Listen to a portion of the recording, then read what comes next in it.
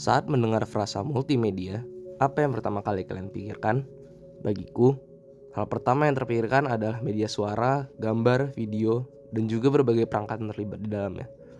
Namun, pernahkah kalian berpikir bagaimana sinyal yang sifatnya analog dan kompleks seperti suara dapat dikompresi dan diproses oleh perangkat digital kita? Pada video kali ini, kita akan membahas hampir semua elemen yang terlibat dalam proses sampling, mulai dari mekanisme sampling secara umum, teorema sampling Shannon-Nyquist atau lebih spesifik ya pada Nyquist rate, dan juga operasi konvolusi gelombang yang terlibat pada kegiatan sampling.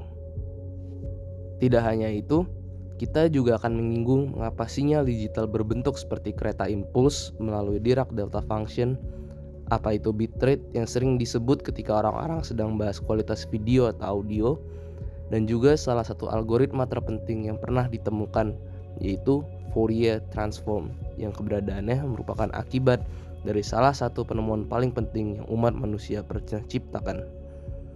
Mari langsung saja kita mulai. Kisah kita bermula dari sebuah gelombang analog yang bersifat kontinu. Mari kita ambil contoh sebuah gelombang suara. Tanpa bantuan perangkat apapun, gelombang suara yang ada di udara dapat merambat hingga ke telinga kita untuk kemudian diterjemahkan menjadi suara oleh otak kita. Sekarang, kita berikan sebuah perangkat elektronik untuk mengirimkan suara tersebut ke suatu tempat yang mungkin tidak dapat dijangkau oleh suara itu dalam kondisi normalnya saja, seperti saat melakukan panggilan telepon. Sekarang, suara yang awalnya bersifat analog tersebut harus ditangkap dan diterjemahkan menjadi sebuah sinyal digital yang dapat dikirimkan melalui gelombang elektromagnet yang lebih kuat dan dapat menembus medium hingga sampai ke sang penerima, yang kemudian dapat menerjemahkannya kembali sinyal digital tersebut menjadi gelombang suara analog yang dapat ditangkap oleh telinga manusia. Proses translasi sebuah sinyal analog menjadi digital inilah yang disebut sebagai sampling. Sementara proses penerjemahan sebaliknya dari sinyal digital menjadi analog disebut sebagai proses interpolasi. Mari kita lihat gambar atau ilustrasi berikut ini. Tidak apa-apa jika saat ini kalian belum mengerti apa artinya, karena kita akan membahasnya lebih lanjut di video ini. Sinyal digital digambarkan sebagai sebuah jajaran impuls yang berjumlah tak hingga dengan tinggi tak hingga pula. Namun, apakah bisa sebuah sinyal digital yang sifatnya gelombang berbentuk garis-garis lurus seperti ini? Singkatnya, karena durasi dari sebuah impuls sangat kecil hingga mendekati nol, maka tinggi impuls tersebut harus menuju tak hingga. Karena hasil integrasi impuls sebagai sebuah fungsi delta harus bernilai 1. Fungsi impuls ini kemudian lebih dikenal dengan nama Dirac delta function. Untuk lebih lengkapnya, aku akan mengarahkan kalian ke sebuah video dari Dr. Trevor Bezet yang memberikan penjelasan yang lebih komprehensif mengenai Dirac delta function.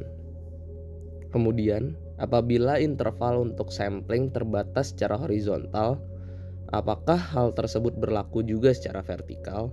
Serta tidakkah kita bisa mengubah jarak antar impuls tersebut menjadi lebih jauh atau lebih dekat? Untuk menjawab pertanyaan pertama, tentu saja hasil sampling perlu dibulatkan atau dikuantisasi ke level-level tertentu yang sudah ditentukan melalui sebuah konvensi. Karena jika tidak, maka parameter amplitudo menjadi tak terhingga jumlahnya sehingga boros dalam hal pemrosesan dan penyimpanan yang tentunya berlawanan dengan tujuan dari proses sampling. Level-level ini dalam tiap sampel direpresentasikan oleh sejumlah bit yang kemudian dikalikan dengan jumlah sampel yang diambil per detiknya, yang kemudian dikenal dengan nama bitrate. Tom Scott telah memberikan penjelasan yang sangat baik akan hal ini dengan ilustrasi yang menarik tentang apa yang terjadi apabila bitrate sebuah video bernilai sangat besar atau sangat kecil. Jumlah impuls atau sampel per detik harus mengikuti sebuah aturan tertentu agar informasi yang disampel dapat dipertahankan sebaik mungkin hingga proses interpolasi nantinya. Aturan ini dinamakan Shannon-Nyquist sampling theorem. Berdasarkan namanya, Shannon-Nyquist sampling theorem merupakan hasil dari penelitian dua orang yang berasal dari Bell Labs, sebuah pusat riset ternama pada abad ke-20, yaitu Claude Shannon dan Harry Nyquist. Shannon-Nyquist sampling theorem juga biasa disebut sebagai Nyquist rate. Secara singkat, Nyquist rate menyatakan a function containing no frequency higher than omega hertz is completely determined by sampling at 2 omega hertz. Atau dalam bahasa yang lebih simpel, untuk menghasilkan kembali semua frekuensi yang ada di sebuah fungsi, maka harus disampling sebesar 2 kali frekuensi paling tinggi yang pernah ada. Agar lebih jelas, mari kita ilustrasikan hal tersebut. Misalnya terdapat sebuah gelombang dengan frekuensi 4 Hz. Berdasarkan Nyquist rate, maka gelombang ini harus disampling sebanyak minimal 8 kali dalam waktu 1 detik sebagai berikut. Sehingga titik yang ditangkap atau impuls yang disampel dapat direkonstruksi kembali. Mengapa Nyquist rate harus 2 omega hertz? Mari lihat kembali ilustrasi sampling sebelumnya. Pada sebuah gelombang dengan frekuensi 4 Hz dengan interval sampling 8 Hz, kita dapat menangkap minimal bukit dan lembah gelombang tersebut, sehingga sinyal dapat diinterpolasi kembali dengan baik. Namun, apakah yang terjadi jika kita melakukan sampling dengan interval kurang dari 8 Hz? Mari kita ilustrasikan 2 buah skenario. Yang pertama, dengan interval sampling 4 Hz, dan kedua dengan interval sampling antara 4 Hz dan 8 Hz. Pada skenario pertama, hasil sampling yang kita dapat hanya berupa garis lurus, karena jarak antara sampel sama dengan jarak antar gelombang.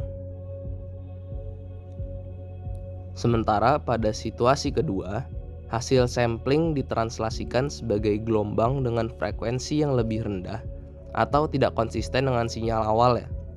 Peristiwa ini disebut sebagai aliasing dan dapat merusak citra hasil interpolasi. Salah satu visualisasi kejadian ini adalah Moire effect, di mana sampling rate sebuah gambar terlalu kecil sehingga kurang mampu menangkap frekuensi sebuah pola. Alhasil, gambar yang dihasilkan memiliki sebuah pola yang unik mirip gelombang seperti gambar berikut. Baik, kini kita sudah mengerti tentang sampling rate serta apa yang terjadi jika interval sampling kurang dari Nyquist rate. Salah satu bukti dari aplikasi Nyquist rate adalah sampling pada sebuah file MP3. Format file yang berfungsi untuk menyimpan suara ini memiliki sampling rate 44,1 kHz. Mengapa 44,1 kHz? Karena telinga manusia mampu menangkap getaran pada spektrum audiosonik antara 20 hingga 20.000 Hz. Menggunakan prinsip Shannon-Nyquist, maka sampling rate minimum sebuah file MP3 adalah 40.000 Hz. Lalu, mengapa ada kelebihan 4,1 kHz? Analogi yang dapat diberikan adalah seperti berikut. Apabila kita melakukan sampling dengan interval 8 Hz, ada kemungkinan di mana seluruh sampel yang diambil berada tepat pada simpul menghasilkan garis lurus ketika diinterpolasi. Oleh karena itu, diberikan sedikit ruang lebih agar seluruh frekuensi dapat ditangkap dan direpresentasikan dengan baik. Jadi, apabila frekuensi sampling lebih tinggi berarti resolusi sampling yang lebih baik. Mengapa kita tidak melakukan sampling dengan frekuensi yang lebih tinggi? Misalkan 200 kHz atau 200.000 Hz. Jawabannya adalah tidak. Karena meskipun sampel yang didapat lebih baik, hal ini membuat proses sampling kita menjadi kurang efektif dan alhasil membuang-buang kapasitas atau memori yang berharga. Padahal hasil yang sama juga dapat didapat melalui proses sampling dengan frekuensi yang ideal atau sesuai dengan Shannon-Nyquist sampling theorem. Baik, kita sudah memiliki 2 buah sinyal, sebuah sinyal analog kontinu dan sebuah sinyal digital yang terdiri atas sejumlah impuls yang memiliki interval berdasarkan Nyquist rate. Lalu, bagaimana kita dapat mengubah atau sampling sinyal digital tak hingga ini menjadi sebuah sinyal digital yang dapat digunakan untuk mentransmisikan sinyal analog kontinu ini? Jawabannya adalah proses konvolusi. Dalam matematika, khususnya analisis fungsional, konvolusi adalah operasi matematika pada dua fungsi, f dan g, yang menghasilkan fungsi ketiga, f konvolus g, yang mengekspresikan bagaimana bentuk fungsi pertama dimodifikasi oleh fungsi lainnya. Hal ini didefinisikan sebagai integral dari hasil kali dua fungsi setelah salah satu fungsi direfleksikan pada sumbu y dan digeser. Pilihan fungsi mana yang direfleksikan dan digeser sebelum integral tidak mengubah hasil integral. Integral dievaluasi untuk semua nilai pergeseran menghasilkan fungsi konvolusi. Contoh paling sederhana dari operasi konvolusi adalah melakukan konvolusi kepada dua set bilangan 1, 2, 3, dan 4, 5, 6. Untuk melakukannya, kita membalik set kedua yang berisi 4, 5, 6 menjadi 6, 5, 4, lalu menyusun sebagai berikut. Pertama, bilangan 1 dan 4 saling bertindihan, maka kita akan mengalihkannya untuk menghasilkan hasil pertama, yaitu 4. Kemudian untuk yang kedua adalah 2 kali 4 dan 5 kali 1 menghasilkan 13. Kemudian yang ketiga 1 dikali 6, 2 dikali 5, dan 3 dikali 4 menghasilkan 28. Kemudian yang keempat 2 dikali 6 dan 3 dikali 5 menghasilkan 27. Dan yang terakhir adalah 3 kali 6 yang menghasilkan 18. Dan ini adalah hasil konvolusi dua set bilangan tersebut. Proses konvolusi pada dua buah sinyal tentunya serupa dengan konvolusi dua buah set angka, karena pada dasarnya sebuah sinyal merupakan sebuah fungsi. Operasi konvolusi pada dua buah sinyal dapat dilakukan dengan membalik salah satu sinyal terhadap sumbu y, seperti pembalikan set angka pada contoh probabilitas sebelumnya, dan menggeser sinyal yang dibalik dan menghitung luas area di bawah kedua sinyal untuk menghasilkan sebuah sinyal baru hasil konvolusi kedua buah sinyal. Secara matematis, proses ini dapat dituliskan sebagai berikut. Perlu diperhatikan bahwa fungsi apapun yang dibalik hasilnya tetap akan sama saja. Setelah mempelajari operasi konvolusi, lengkap sudah perangkat-perangkat yang kita perlukan untuk melakukan sampling melalui proses konvolusi sebuah sinyal analog dengan sinyal impuls digital kontinu untuk menghasilkan sebuah sinyal baru yang berisi informasi sinyal analog dalam bentuk digital yang dapat diproses oleh berbagai perangkat elektronik. Mari kita aplikasikan semua hal tersebut. Kini, kita memiliki sebuah fungsi analog kontinu xt dan sebuah impuls digital kontinu pt, di mana pt adalah kumpulan impuls yang tak terhingga jumlahnya dengan interval ts. Dan kita ingin melakukan sampling untuk menghasilkan sinyal digital xst. Untuk melakukan sampling impuls, kita akan mengalihkan xt dengan pt, menghasilkan xst. Apabila sebelumnya persamaan ini berada dalam domain waktu, sekarang mari kita pikirkan persamaan ini dalam domain frekuensi. Di sini kita akan mengubah persamaan sebelumnya menjadi xs omega sama dengan 1/2 pi x omega konvolut p omega. Transformasi ini mengubah proses perkalian menjadi konvolusi yang sudah kita bahas sebelumnya, serta menambahkan faktor konversi 1/2 pi. Kita sudah mengetahui apa itu PT, namun kita belum mengetahui apa itu P omega. Untuk menjawab pertanyaan itu, kita akan membahas sedikit tentang algoritma paling penting yang pernah diciptakan, yaitu Fourier transform, lebih tepatnya fast Fourier transform. Fourier transform adalah sebuah teori yang menyatakan bahwa semua fungsi periodik kontinu ft dapat diuraikan atau direpresentasikan dengan gelombang sin dan cos yang dirumuskan sebagai berikut.